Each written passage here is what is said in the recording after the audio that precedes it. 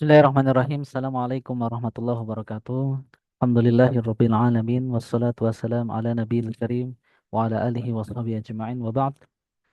Alhamdulillah insyaallah kita lanjutkan kuliah kita yang kemarin seharusnya jadwal kita tapi kita tertunda ya karena ada satu dua hal acara dan insyaallah tidak mengurangi semangat kita dalam belajar menuntut ilmu terutama dalam khazanah ilmu tafsir yang kedua atau lebih dikenal dengan manahij al-mufassirin. Insya Allah di pertemuan yang ini kita akan memulai materi kita yaitu terkait ta'rif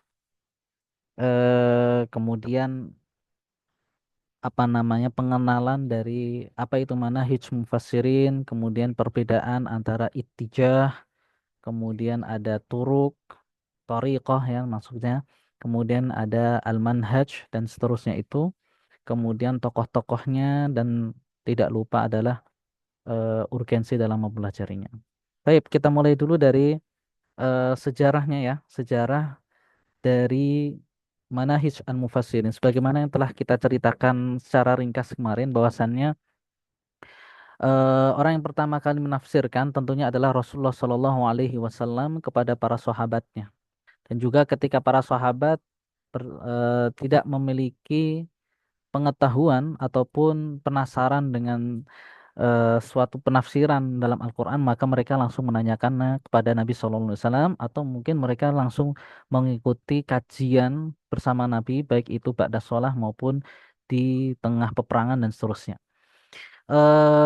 Para sahabat tidak banyak bertanya karena mereka adalah orang yang paling fasih bahasa Arabnya dan Al-Quran tentunya diturunkan dengan bahasa Arab sehingga orang Arab yaitu para sahabat pun sudah tahu penafsirannya tanpa perlu menanyakan kepada Nabi SAW. Akan tetapi eh, ketika ada beberapa lafaz yang perlu penafsiran, maka mereka tanya langsung kepada Rasul. Oke, misalkan dalam ayat alladzina amanu wa lam yalbisu imanahum bidzulmin ulaika lahumul amnu wa hum muhtadun, para sahabat bertanya, "Wahai Rasul, bagaimana kami tidak bisa lepas dari yang namanya menzalimi diri sendiri?" Maka Nabi menjawab, "Bukan itu maksud dari ayat tersebut. Zalim di sini adalah bukan maksiat sebagaimana kita bermaksiat, akan tetapi zalim di sini adalah innasyirka ladzulmun azim." Yaitu Nabi menafsirkan dengan ayat Luqman, menafsirkan dari surat Al-An'am tadi. Taib. Kemudian Rasul wafat dilanjutkan oleh para sahabat ya. Tentunya para sahabat memiliki beberapa ulamanya di bidang tafsir terutama adalah sahabat Abdullah bin Abbas, kemudian ada Ubay bin Ka'ab dan juga Ibnu Mas'ud ya.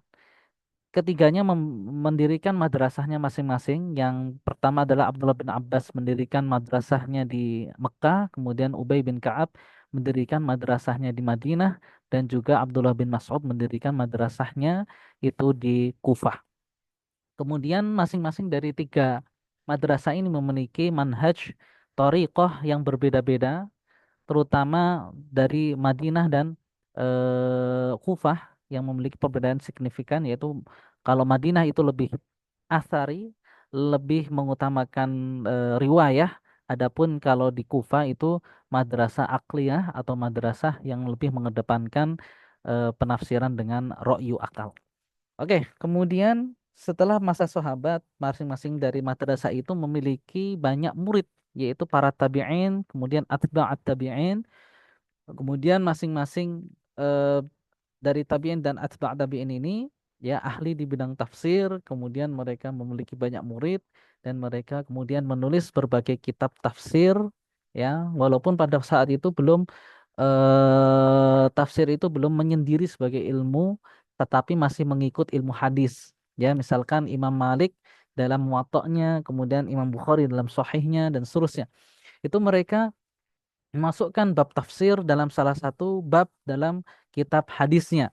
Hingga pada akhirnya di zaman tadwin, yaitu di zaman atba'nya atba' tabi'in, yaitu di zaman Bani Umayyah, terutama di zamannya Umar bin Abdul Aziz, semakin gencarlah penulisan apa namanya hadis dan juga penulisan penulisan tafsir. Maka muncullah penafsiran yang pertama, yaitu yang secara komprehensif ya tentunya adalah tafsir Jami' al-Bayan fi Ta'wil Ayil Quran karya Imam Abu Ja'far Imam At-Tabari.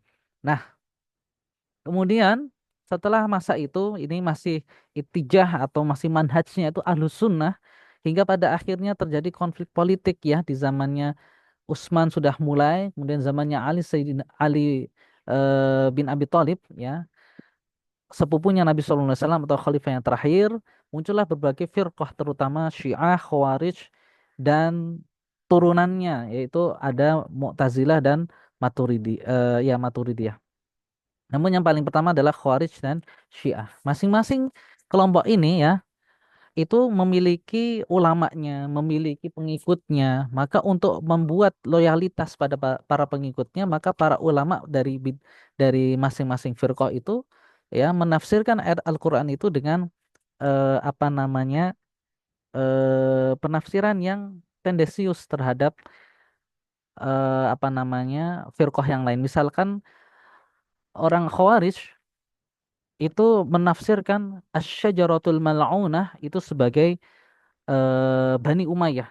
Bani Umayyah ini tafsirkan sebagai pohon yang dilaknat dalam surat Al-Isra itu. Kemudian misalkan dalam tafsir Syiah menafsirkan innallaha ya'murukum an tadhbahu baqarah. Baqarah ini adalah Aisyah kata orang-orang Syiah karena mereka menganut apa namanya? Thariqah batiniyah, menafsirkan Al-Qur'an secara batin itu lebih utama daripada secara zahirnya. Oke, itu singkatnya ya. Kemudian tercemarlah penafsiran itu dengan karakteristik yang dimiliki oleh para ulama yang mengaku sebagai mufassir sehingga diikuti oleh para pengikutnya. Juga di zaman-zaman tersebut para ulama ternyata tidak hanya ahli di bidang agama. Misalkan ada astronomi, kemudian ada ulama ahli di bidang biologi, kemudian ahli di bidang matematika, hingga akhirnya muncullah penafsiran-penafsiran Al-Qur'an yang itu bercorak sains, bercorak falsafi, bercorak sufi dan seterusnya. Maka di sini penafsiran tidak terbatas pada penafsiran akidah saja atau penafsiran di bidang sekterian saja. Kemudian ada penafsiran secara lugawi dan seterusnya. Ini semua ya asalnya dari mana? Asalnya dari apa namanya latar belakang para ulama itu yang membidangi bidang tersebut. Oh, saya ahli di bidang bahasa. Maka saya ingin menafsirkan Al-Qur'an ini di bidang nahwunya atau di bidang balaghahnya dan seterusnya. Atau bahkan mengi'rab seluruh isi Al-Qur'an dan seterusnya dan seterusnya. Artinya apa? Semakin zaman itu ke sini, penafsiran Al-Qur'an semakin banyak. Baik itu dipengaruhi oleh akidah maupun dipengaruhi oleh latar belakang keilmuan seorang ulama tertentu. Baik itu ditafsirkan dari surat Al-Fatihahnya sampai surat An-Nas maupun ditafsirkan secara tema-tema tertentu. Gitu ya. Oke, itulah sedikit apa namanya pengantar kita, latar belakang, kemudian akhirnya para ulama di era-era belakang, yaitu para ulama kita di zaman ini dan juga zaman-zaman sebelumnya itu membuat suatu buku ya yang menghimpun seluruh manahij para mufasir-mufasir yang telah berjasa dalam menafsirkan Al-Qur'an. Baik yang penafsirannya itu masih lurus, masih bisa diterima maupun penafsirannya itu yang sudah menyimpang dari akidah Ahlussunnah ataupun kaidah-kaidah yang seharusnya dimiliki oleh seorang mufasir yang disebutkan oleh Imam As-Suyuti memiliki 10 kriteria wajib itu. Taib, kita lihat dulu di sini ta'rif manahij al-mufassirin. Yang pertama adalah eh sebentar. Oke, di sini kita lihat manahij al-mufassirin terdiri dari kalimatain, manahij dan mufassirin. Manahij jamak dari manhaj atau minhaj. Huwa at-tariq al-wadih al-bayyin. Jalan yang jelas, yang cetol gitu ya. Atau dikatakan tariqun nahjun, jalan yang sesuai gitu. Ai wadihun bayan, jelas ceto gitu. Wal murad bil mufassir, adapun kalau mufassir apa? man wujidat ladaihi ahliyah li bayani ma'anal Quran. Seseorang yang mendapati dirinya itu ahli dalam menjelaskan makna-makna Al-Quran. Wa kanat lahu musyarakah fihi bita'lif wa ta'lim. Kemudian dia ejawantahkan keahliannya itu dalam bentuk menulis kemudian mengajarkan tafsir Al-Quran. Kemudian wa yutlaq al-manhaj fil istilah tariqah al-wadihah al-munazzamah al-marsumah marsumah li injaz syai' muayyan. Jalan yang wadih yang jelas, munazzamah teratur, al-marsumah ya sama teratur liinjas untuk menjelaskan secara ringkas sesuatu yang berkaitan tentang mufasir, tafsir di sini ya. Wal murad bimana hits al mufassirin turukuhum allati saru 'alaiha wa iltima waltazamu ha fi tafasirihim lil Quran al-Karim. Jalan yang ditempuh oleh para mufassir, kemudian mereka iltizam terhadap jalan itu, kemudian digunakanlah thariqah manhaj itu dalam menafsirkan Al-Quran Al-Karim. Kemudian di sini kita lihat wahunaka mustalahan akharon yusta'malan 'inda ba'dul mu'assirin muradifain. Ada dua istilah yang sama. Nah, ini tergantung siapa yang menulis bukunya. Menulis buku terkait manhaj mufassirin. Ada yang menggunakan istilah ittijah al-mufassirin. Ada juga yang menggunakan istilah at-tariqah al-mufassirin. Semuanya sama. Haitsu yatlaqun 'alaiha ittijahat al-mufassirin wa turukul mufassirin. Sama saja sebenarnya. Kemudian ya ada juga man yufarriq bainaha, memisahkan pengertian semuanya. Al-ittijah kata mereka adalah al-hadaf alladhi yuridu al-mufassir. Tujuan atau goals yang dicapai oleh seorang mufassir. Misalkan dia ingin menjelaskan ahkam al-fiqhi, maka kita menyebutnya al-ittijah al-fiqhiyah. Ada juga yang saya ingin menyampaikan fokus di bidang balaghah Al-Qur'an, maka kita menyebutnya al-ittijah al-balaghi. Wahakada. Kemudian dipisahkan lagi manhaj itu apa? At-tariq alladhi yaslukuhu lil wusul ila hadzal hadaf. Sudah ada tujuannya, maka manhajnya adalah torik, jalan untuk menuju eh, tujuan akhirnya itu bagaimana. Ya, misalkan saya menggunakan manhaj ahlus sunnah wal jamaah pada bab akidah. Sedangkan dalam menafsirkan fikih, saya menggunakan madhab al-malikiyah fil fikih. Misalkan seperti itu. Kemudian selanjutnya adalah at-tariqah, fahiya tariqah tartib al-ma'lumat wa mada at-tawassu' fiha wal ihtimam bi dzikri al-qawaid wa tarjih bainal aqwal wa nahwa dzalik. Wa dhahir anal manahij wa turuq huna bi ma'na wahid. Maknanya sama saja. Oke, lanjut. Nah, ini ya. Amma asalib at-tafsir fal murad biha fi istilah ba'dul mu'assirin turuqul mufassirin fi 'arad aw ta'bir an ma'anil Qur'an wa sayatil hadis, dan insyaallah pembahasannya akan kita bahas terkait asalib at-tafsir. Oke, kemudian yang berikutnya kita masuk pada pembahasan ahammiyatu ma'rifah manahij al-mufassirin. Yang pertama adalah ma'rifah untuk mengetahui nasy'ah tafsir Al-Qur'an Karim sebagaimana yang telah kami sampaikan tadi. Kemudian marahil allati marra biha, tahapan demi tahapan seorang sejarah tafsir itu hingga pada akhirnya muncul berbagai penafsiran dengan latar belakangnya. Kemudian para ulama menulis buku-buku tentang tafsir dan manahij para mufassirnya. Kemudian ma'rifah aqsamu tafsir wa anwa wa asalib, untuk mengetahui berbagai macam tafsir, kemudian bagaimana mereka itu menafsirkan Al-Quran. Kemudian al-qudrah ala ikhtiyar kitab tafsir al-munasib lad-daris wal ba'is. Sehingga kita itu ketika mempelajari ini mampu untuk memilih kitab tafsir yang munasib, yang sesuai untuk kita pelajari, untuk kita bahas, atau kita pelajari hanya untuk dijadikan komparasi, perbandingan ya, muqaranah, ataupun digunakan untuk mendebatnya. An-naqdu adalah mendebatnya. Apakah memang terjadi sesuatu yang bisa kita kritik sehingga meruntuhkan keyakinan orang-orang yang menggunakan penafsiran tersebut. Kemudian ma'rifah turuqul mufassir fi tafasirihim wa asalibihim fi 'aradiha wa taqrim masailiha. Ya, untuk mengetahui bagaimana seorang mufassir itu menempuh jalan dalam mufassir. Kemudian al-ittijah al-mufassirin al-aqdiyah wa madhahib al-fiqhiyah wa madaris al-mughawiyah dan seterusnya itu supaya kita semakin luas khazanah ilmunya. Itulah ala mayyizat kutub tafsir, melihat mana kitab tafsir yang paling bagus ataupun yang paling tidak bagus gitu ya. Kemudian al-qudrah ala tamyiz baina tafsir as-sahih wa tafsir al-batilah.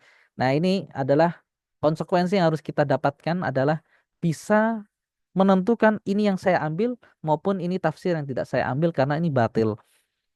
Kemudian wa tawdhif hadal ilm fi kashfil atijahat al-munharifah fi tafsir. Membersihkan penafsiran-penafsiran ini dari penafsiran-penafsiran yang munharifah sudah tidak lagi baik atau tidak lagi lurus gitu ya. Allahu a'lam bishawab. Kemudian di antara mu'alifat-mu'alifat yang terkenal dalam menulis manhaj mufassirin, kita lihat di sini berdasarkan kitab manahijnya yang syamilah, yang lengkap adalah yang paling terkenal nomor satunya adalah At-Tafsir wal Mufassirun karya Muhammad Hussein Az-Zahabi. Beliau adalah seorang mufti di Mesir dan juga guru besar di Al-Azhar pada waktunya. Beliau menulis disertasi doktoralnya adalah dalam bidang ini kemudian dibukukan. Kalau kita punya bukunya ya, itu terdiri dari 2 jilid atau 3 jilid. Nah, ini sangat lengkap dan beliau membaginya berdasarkan waktunya, ya, berdasarkan waktu kemunculan tafsirnya. Kemudian yang kedua adalah At-Tafsir wa Rijaluhu di Syekh Muhammad Fadil bin Ashur. Ya, Syekh Al-Ashur itu juga menulis Manahij Al-Mufassirin. Kemudian Qaul Mukhtasar Al-Mubin fi Manahij Al-Mufassirin di Muhammad Al-Hamud An-Najdi. Kemudian ada lagi di sini Ta'rif Ad-Darisin di Manahij Al-Mufassirin karya Syekh Salah Abdul Fattah Al-Khalidi, guru kami ketika di Jordan dan beliau wafat sekitar tahun 2023 kemarin. Kemudian ada lagi karya guru kami juga adalah At-Tafsir wa Mufassirun, karya dari Fadl Hasan Abbas. Beliau itu buta dan beliau mendapatkan julukan oleh ulama-ulama Syam sebagai ulama balaghah fi hada zaman, ya, karena beliau sangat kuat dalam menafsirkan balaghah Al-Quran Al-Karim, kemudian menulis buku yang terkenal juga Asalib Al-Bayan fil Quran was Sunnah. Nah, itu juga digunakan dalam rujukan kampus kami dulu. Kemudian Kutub Al-Manahid Muhassirin Al-Mufradah fi Bayan Manhaj Madrasah au marhalah au ittija au madhab muayyan. Jadi cuma membahas tema-tema tertentu. Nah, ini kita lihat di sini ada al-ittijahat at-tafsir fil Quran fi qarn Rabi Ashar, hanya membahas di abad ke-14. Kemudian misalkan tafsir tabi'in aradu wa dirasah muqaranah, hanya membahas tafsir tabi'in. Ya, kemudian di sini ada eh, tafsir Syiah Al-Ithna al-Syiriyah wa manhajahum fi tafsir Quran Karim karya Muhammad Muhammad Ibrahim Al-Assal, ya. Ini juga fokus di bidang tafsir wal mufassirun orang-orang Syiah. Kemudian tafsir fil Andalus di Mustafa Ibrahim Al-Mishani, ini juga hanya di daerah Andalus saja. Jadi tema tertentu ini baik pada waktu tertentu atau pada tokoh tertentu atau pada kelompok tertentu. Kemudian Manhaj Al-Madrasah Al-Aqliyah Al-Haditha fi Tafsir li Fahad bin Abdurrahman Ar-Rumi. Kemudian yang berikutnya ada Tafsir wal Mufassirun fi Ghurab Afriqiyah karya Muhammad bin Razak bin Turhuni, dan seterusnya bisa dibaca di buku yang telah kami share. Kemudian yang ketiga adalah Manhaj Mufassir Al-Mufradah fi Bayan Manhaj Mufassir Muayyan. Jadi hanya membahas seorang mufassir kemudian diteliti oleh penulisnya. Nah, ini banyak mahasiswa menulis di sini ya terkait satu tema tertentu, terkait seorang mufassir dari lahirnya, kemudian nasyah ilmiahnya, kemudian diteliti apakah latar belakang politik sosialnya dan seterusnya hingga pada akhirnya thariqah dalam menafsirkannya, manhaj, laun, kemudian madhab fikih, madhab akidahnya diteliti oleh biasanya mahasiswa semester akhir S1 ya. Ini bisa dijadikan penelitian juga. Misalkan Al-Qurtubi wa manhajuhu fi tafsir karya Al-Qasbi, Ibnu Juzai wa manhajuhu fi tafsir karya Ali Muhammad Az-Zubairi dan seterusnya bisa dibaca sendiri di kitab yang sudah kami share ya. Nah, dan inilah apa namanya pembahasan yang ingin kita sampaikan terkait tafsir wal mufassirun, kemudian sejarahnya, kemudian ahamiyah mempelajarinya, kemudian tokoh-tokohnya, kitab-kitabnya dan seterusnya. Dan insya Allah ini menjadi gerbang kita semuanya untuk bisa menjadi calon-calon mufassir di masa depan. Karena zaman dulu orang itu kalau mau menjadi mufassir itu juga diawali dari menuntut ilmu ini. Ya, orang Indonesia nggak kalah kok dalam menafsirkan Al-Quran. Ada Prof. Quraisy Shihab atau kita urut dari yang pertama misalkan Abdurrahman As-Sinkili ya orang Aceh. Kemudian tafsir yang berbahasa Arab misalkan Maroh Labid karya Imam Nawawi Al-Jawi Al-Bantani. Orang Indonesia bisa kok menafsirkan Al-Quran dengan bahasa Arab. Kalau nggak bisa ya pakai bahasa Indonesia seperti Prof. Quraisy Shihab tadi atau Prof. Hamka ya atau Prof siapa namanya As-Sidaqi ya orang Aceh itu Tengku As-Sidaqi. Nah, beliau juga punya tafsir eh, nya itu beliau juga sudah meninggal. Kemudian ada lagi penafsiran siapa ya? Kemenak. Nah, jadi orang Indonesia pun juga bisa menafsirkan Al-Quran baik dengan mengambil banyak pendapat dari para mufasir ataupun dengan pendapatnya sendiri, dan tentunya untuk bisa menjadi seorang mufasir dengan pendapatnya sendiri harus ada 10 kriteria yang disampaikan oleh Imam eh, Jalaluddin As-Suyuti dalam kitab Al-Itqan fi Ulumil Qur'annya. Wallahu a'lam bishawab. Jadi ini yang bisa kami sampaikan. Semoga yang sedikit ini bermanfaat. Jazakumullah khairan. Assalamualaikum warahmatullahi wabarakatuh.